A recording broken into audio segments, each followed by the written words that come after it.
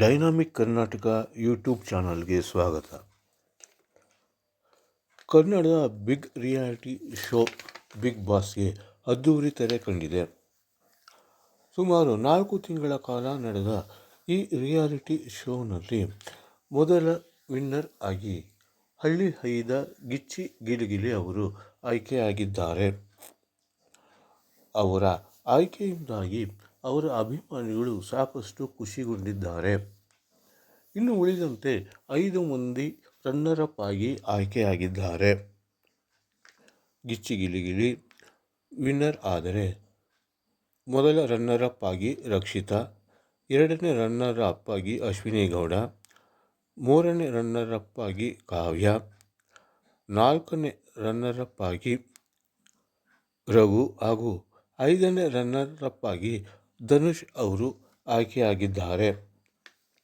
ಒಟ್ಟಾರೆ ಈ reality show ಸಾಕಷ್ಟು ಕುತೂಹಲ ಮೂಡಿಸಿತ್ತು. ರಿಯಾಲಿಟಿ ಶೋ ಆರಂಭವಾದ ದಿನದಿಂದಲೇ ಇದು ಸಾಕಷ್ಟು ಕುತೂಹಲದಿಂದ ಕೂಡಿತ್ತು. ಮೊದಲ ದಿನವೇ ರಕ್ಷಿತಾ ಅವರು ಔಟ್ ಆದರೆ, ಅಂದರೆ ಮನೆಯಿಂದ ಹೊರ ಹೋದರೆ ಮತ್ತೆ ಅವರು ವಾಪಸ್ ಬಂದಿದ್ದರು. ವಾಪಸ್ ಬರುವ ಮೂಲಕ ಅವರು 6 ಮಂದಿ ಫೈನಲಿಸ್ಟ್ಗಳಲ್ಲಿ ಒಬ್ಬರಾಗಿ ಆಯ್ಕೆಯಾಗಿದ್ದರು. ನಂತರ ಅವರು ಮೊದಲನೇ ರನ್ನರ್ ಅಪ್ ಆಗಿ ಆಯ್ಕೆಯಾಗಿದ್ದಾರೆ. ಈ ಬಾರಿ ಸಾಕಷ್ಟು ಮಂದಿ ಮತ ಚಲಾಯಿಸಿದ್ದು ಈ ಹಿಂದಿನ ಶೋಗಿಂತ ಈ 12ನೇ ರಿಯಾಲಿಟಿ ಶೋ ಸಾಕಷ್ಟು ಕುತೂಹಲವನ್ನು ಮೂಡಿಸಿತ್ತು. ಅಲ್ಲದೆ ಇಡೀ ದೇಶಾದ್ಯಂತ ಮಾತ್ರವಲ್ಲದೆ ವಿದೇಶದಿಂದಲೂ ಸಹ ಸಾಕಷ್ಟು ಮಂದಿ ಮತ ಚಲಾವಣೆ ಮಾಡಿದ್ದಾರೆ. ಅದರಲ್ಲೂ ಗಿಲ್ಲಿ ಅವರ ಅಭಿಮಾನಿಗಳಂತೂ ಸಾಕಷ್ಟು ಕುತೂಹಲಗೊಂಡಿದ್ದರು. ಅಲ್ಲದೆ ಗಿಲ್ಲಿ ಗೆಲ್ಲಬೇಕೆಂದು ಸಾಕಷ್ಟು ಮಂದಿ ಮನವಿ ಮಾಡಿದ್ದರು.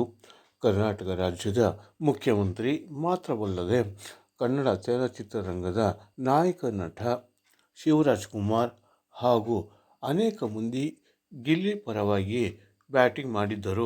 ಅಲ್ಲದೆ ಗಿಲ್ಲಿ ಅವರಿಗೆ ಮತ ಚಲಾವಣೆ ಮಾಡುವಂತೆ ಸಾಕಷ್ಟು ಪ್ರಚಾರವನ್ನು ಕೂಡ ಮಾಡಿದ್ದರು. ಅಲ್ಲದೆ ಬೆಂಗಳೂರಿನಲ್ಲಿ ಅಶ್ವಿನಿ ಗೌಡ ಪರವಾಗಿಯೂ ಕರ್ನಾಟಕ ರಕ್ಷಣಾ ವೇದಿಕೆಯ ಕಾರ್ಯಕರ್ತರು ಪ್ರಚಾರ ಮಾಡಿದ್ದರು. ಕೆಲವರು ಬಿರಿಯಾನಿ ಮತ್ತು 1 ಬಾಟಲ್ ಎಣ್ಣೆ ನೀಡಿ ಮತ ಚಲಾವಣೆ ಮಾಡುವಂತೆ ಮನವಿ ಮಾಡಿದ್ದರು ಎಂದು ಹೇಳಲಾಗುತ್ತಿದೆ. ಅಲ್ಲದೆ ಸಾಕಷ್ಟು ಮಂದಿ ಗಿಲ್ಲಿ ಪರವಾಗಿ ಪ್ರಚಾರ ಕೈಗೊಂಡಿದ್ದರು. ಮಂಡ್ಯ ಜಿಲ್ಲೆಯಲ್ಲಿ ಗಿಲ್ಲಿ ಪರವಾಗಿ ಕನ್ನಡ ಪರ ಸಂಘಟನೆಗಳು ಕೂಡ ಪ್ರಚಾರ ಕೈಗೊಂಡಿದ್ದವು. ಅಲ್ಲದೆ ಮದ್ದೂರಿನಿಂದ ಬೆಂಗಳೂರಿನವರೆಗೂ ನಿನ್ನೆ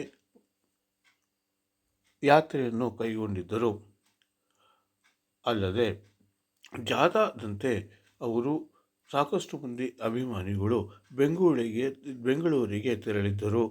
ಬೆಂಗಳೂರಿಗೆ ತೆರಳಿ ಗಿಲ್ಲಿ ಅವರು ಗೆಲುವಿಗಾಗಿ ಅವರು ಪ್ರಾರ್ಥನೆ ಮಾಡಿದ್ದರು.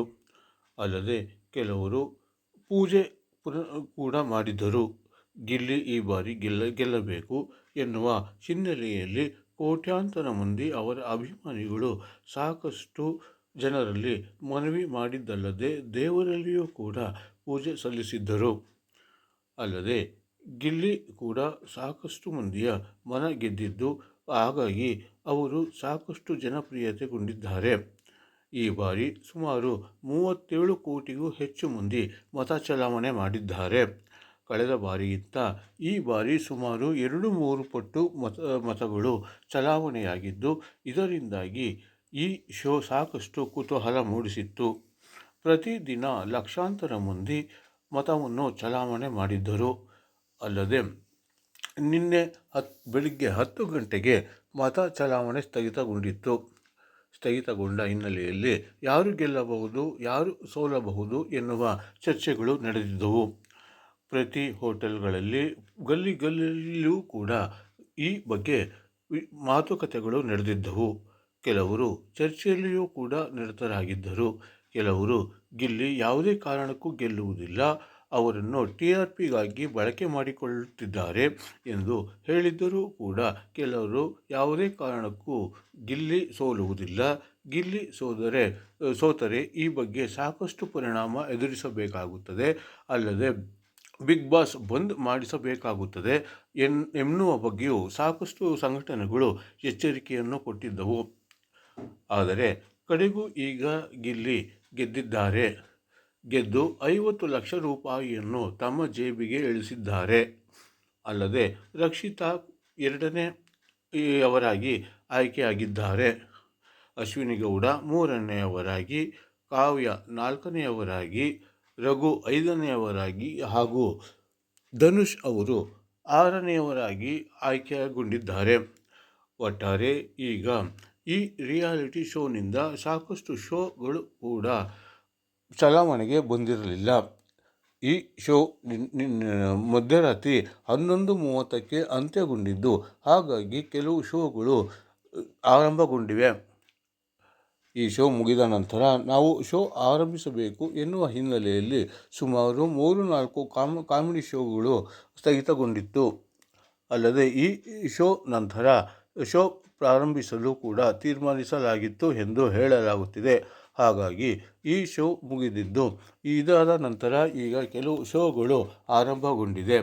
ಈ ಶೋ ಬಂದರೆ ನಮಗೆ TRP ಸಿಗುವುದಿಲ್ವ ಎನ್ನುವ ಹಿನ್ನೆಲೆಯಲ್ಲಿ ಕೆಲವು ಕಾಮಿಡಿ ಶೋಗಳು ಕೂಡ ಆರಂಭಿಸಲಾಗಿರಲಿಲ್ಲ. ಆದರೆ ಇದು ಮುಗಿದ ನಂತರ ಈಗ ಕೆಲವು ಶೋಗಳು ಆರಂಭಗೊಂಡಿವೆ. ಒಟ್ಟಾರೆ ಈ ಬಾರಿಯ ಸೀಸನ್ 12 ಬಿಗ್ ಬಾಸ್ ಶೋ ಸಾಕಷ್ಟು ಕುತೂಹಲ ಮೂಡಿಸಿತ್ತು.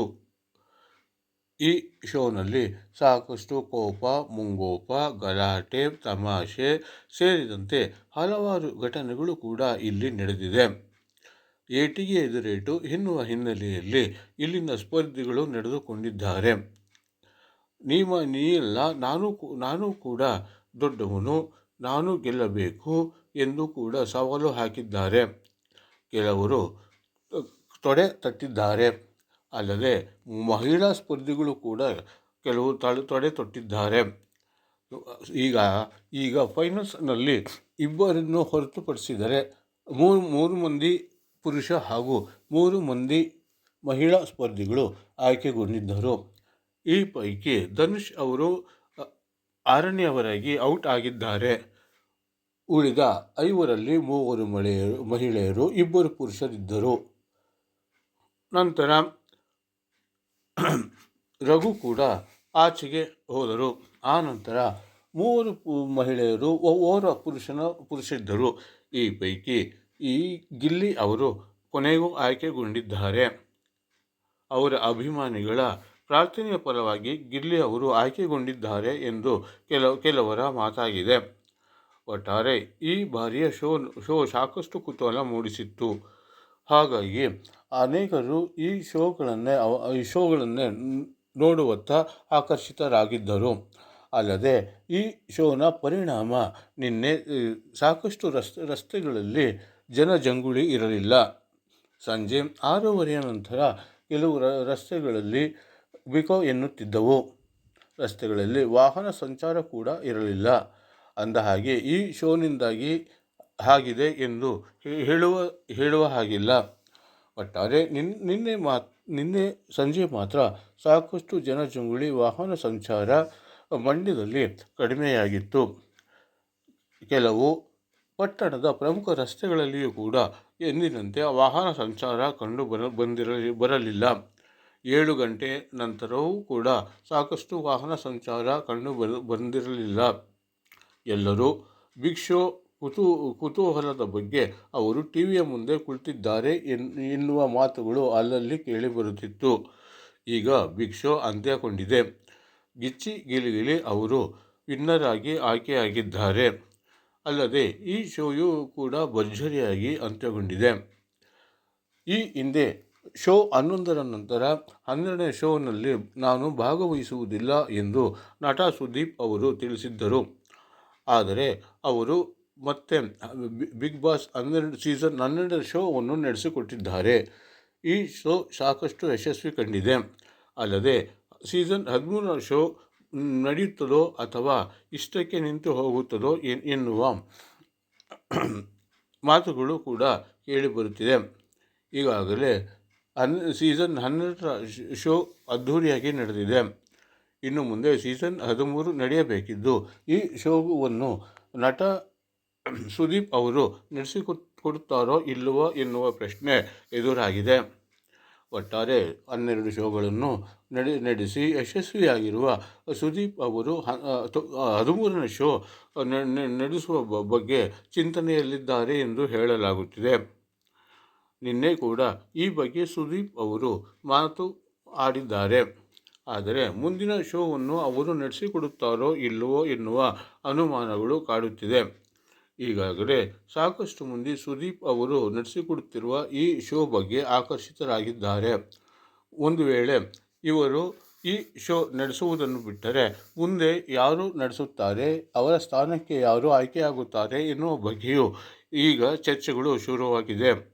ಈಗಾಗಲೇ ಸುಮಾರು 12 ಶೋಗಳನ್ನು ನಡೆಸಿರುವ ಸುದೀಪ್ ಅವರು ಮುಂದಿನ ಶೋವನ್ನು ನಡೆಸುವ ಬಗ್ಗೆ ಚಿಂತನೆ ನಡೆಸುತ್ತಿದ್ದು, ಆದರೆ ಇವರು ಈ ಕಳೆದ ಬಾರಿಯಂತೆ ನಾನು ನಡೆಸುವುದಿಲ್ಲ ಎಂದು ಮತ್ತೆ ನಡೆಸಲು ಬರುತ್ತಾರೋ ಇಲ್ಲವೋ ಎನ್ನುವ ಬಗ್ಗೆಯೂ ಅವರ ಅಭಿಮಾನಿಗಳು ಈಗ ಚಿಂತನೆಯಲ್ಲಿದ್ದಾರೆ. ಒಟ್ಟಾರೆ ಈ ಶೋ ಭಾರಿ ಭರ್ಜರಿಯಾಗಿ ಯಶಸ್ಸು ಕಂಡಿದೆ. ಈ ಯಶಸ್ಸಿನಿಂದಾಗಿ ಮುಂದೆಯೂ ಕೂಡ ಸೀಸನ್ 13ರ ಶೋ ಮತ್ತಷ್ಟು ಯಶಸ್ವಿಯಾಗಿ ನಡೆಸುವ ಸಿದ್ಧತೆಯಲ್ಲಿ ಬಿಗ್ ಶೋ ಇದೆ ಎಂದು ಹೇಳಲಾಗುತ್ತಿದೆ. ಆದರೆ ಮುಂದೆ ಏನಾಗುತ್ತದೋ ಎಂದು ಹೇಳುವವರು ಯಾರು? ಒಟ್ಟಾರೆ ಗಿಚ್ಚಿಗಿಲಿ ಅವರು ಈ ಬಾರಿಯ ಶೋನಲ್ಲಿ ಗೆದ್ದು ಬೀಗಿದ್ದಾರೆ. 27 ಮಂದಿ ಭಾಗವಹಿಸಿದ್ದ ಈ ಶೋನಲ್ಲಿ ವಿನ್ನರ್ ಆಗಿ ಗಿಲ್ಲಿ ಹಾಗೂ 5 ಮಂದಿ ರನ್ನರ್ ಅಪ್ ಆಗಿ ಆಯ್ಕೆಯಾಗಿದ್ದಾರೆ. 6 ಮಂದಿ ಫೈನಲಿಸ್ಟ್ಗಳಲ್ಲಿ ಈಗ ಗಿಲ್ಲಿ ಅವರು ವಿನ್ನರ್ ಆಗಿ ಆಯ್ಕೆಗೊಂಡಿರುವುದು ಕನ್ನಡಿಗರಲ್ಲಿ ಸಾಕಷ್ಟು ಖುಷಿಯಾಗಿದ್ದಾರೆ. ಒಟ್ಟಾರೆ ಗಿಚ್ಚಿಗಿಲಿ ಮಂಡ್ಯ ಜಿಲ್ಲೆಯವರಾಗಿದ್ದು ಹಳ್ಳಿಯ ಅಕ್ಕಿಯಾಗಿದ್ದಾರೆ. ಅವರು ಸಾಕಷ್ಟು ಶೋಗಳಲ್ಲಿ ಭಾಗವಹಿಸಿದ್ದಾರೆ. ಕಾಮಿಡಿ ಶೋಗಳಲ್ಲಿ ಅವರು ಭಾಗವಹಿಸಿ ಸಾಕಷ್ಟು ಯಶಸ್ವಿಯಾಗಿದ್ದಾರೆ. ಗಿಚ್ಚಿಗಿಲಿ ಶೋನಲ್ಲಿ ಅವರು ಮಾತನಾಡುವ ರೀತಿ ಹಾಗೂ ಅವರ ಪಾತ್ರಕ್ಕೆ ಅಭಿಮಾನಿಗಳು ಶರಣಾಗಿದ್ದಾರೆ. ಅವರು ಸಾಕಷ್ಟು ತಮಾಷೆಯಾಗಿ ಹಾಸ್ಯವಾಗಿ ಕಾರ್ಯಕ್ರಮಗಳನ್ನು ನಡೆಸಿಕೊಡುತ್ತಿದ್ದು, ಹಾಗಾಗಿ ಅವರ ಪರವಾಗಿ ಅಭಿಮಾನಿಗಳು ಆಕರ್ಷಿತರಾಗಿದ್ದಾರೆ. ಅಲ್ಲದೆ ಇದೇ ಹಾಸ್ಯ ಕಾರ್ಯಕ್ರಮ ಕೂಡ ಅವರು ಬಿಗ್ ಬಾಸ್ನಲ್ಲಿ ಭಾಗವಹಿಸಿ ಯಶಸ್ವಿಯಾಗಲು ಕಾರಣವಾಗಿದೆ ಎಂದು ಹೇಳಲಾಗುತ್ತಿದೆ. ಅಲ್ಲದೆ ಅವರ ಅಭಿಮಾನಿಗಳು ಕೂಡ ಈ ಬಾರಿ ಸಾಕಷ್ಟು ಶ್ರಮವನ್ನು ಪಟ್ಟಿದ್ದಾರೆ. ಗಿಲ್ಲಿ ಅವರನ್ನು ಗೆಲ್ಲಿಸುವ ನಿಟ್ಟಿನಲ್ಲಿ ತಮ್ಮ ಶ್ರಮವನ್ನು ಹಾಕಿದ್ದಾರೆ. ಸಾಕಷ್ಟು ಮಂದಿ ಜನರಲ್ಲಿ ಮನವಿ ಮಾಡಿದ್ದಾರೆ. ಗೆಲ್ಲುವಂತೆ ದೇವರುಗಳಲ್ಲಿ ಪ್ರಾರ್ಥಿಸಿದ್ದಾರೆ. ಒಟ್ಟಾರೆ ಈ ಬಾರಿ ಹಳ್ಳಿಯ ಹಕ್ಕಿ ಗಿಲ್ಲಿ ಅವರು ಆಯ್ಕೆ ಆಗಿರುವುದು ಪ್ರತಿಯೊಬ್ಬರಿಗೂ ಸಂತಸ ನೀಡುವ ವಿಚಾರವಾಗಿದೆ. ಅಲ್ಲದೆ ರಕ್ಷಿತಾ ಅವರು ಕೂಡ ಎರಡನೆಯವರಾಗಿ ಆಯ್ಕೆಗೊಂಡಿರುವುದು ಕೂಡ ಸಂತಸದ ವಿಚಾರವಾಗಿದೆ. ಒಟ್ಟಾರೆ ಈ ಬಾರಿ ನಡೆದ ಸೀಸನ್ 12ರ ಬಿಗ್ ಬಾಸ್ ರಿಯಾಲಿಟಿ ಶೋ ಸಾಕಷ್ಟು ಕುತೂಹಲ ಮೂಡಿಸಿದ್ದು, ಈ ಬಾರಿ ಗಿಚ್ಚಿಗಿಲಿ ಸೇರಿದಂತೆ 6 ಮಂದಿ ಫೈನಲಿಸ್ಟ್ಗಳಾಗಿ ಪ್ರವೇಶ ಪಡೆದಿದ್ದರು. ಒಟ್ಟಾರೆ ಈ ಫೈನಲಿಸ್ಟ್ನಲ್ಲಿಯೂ ಸಾಕಷ್ಟು ಕುತೂಹಲ ಮೂಡಿಸಿತ್ತು. ಒಟ್ಟಾರೆ ಈಗ ಹಳ್ಳಿ ಹಕ್ಕಿ ಗಿಚ್ಚಿಗಿಲಿ ಅವರು ಆಯ್ಕೆಗೊಂಡಿದ್ದು, ಇದರಿಂದಾಗಿ ಅವರ ಅಭಿಮಾನಿಗಳು ಸಂತಸಗೊಂಡಿದ್ದಾರೆ.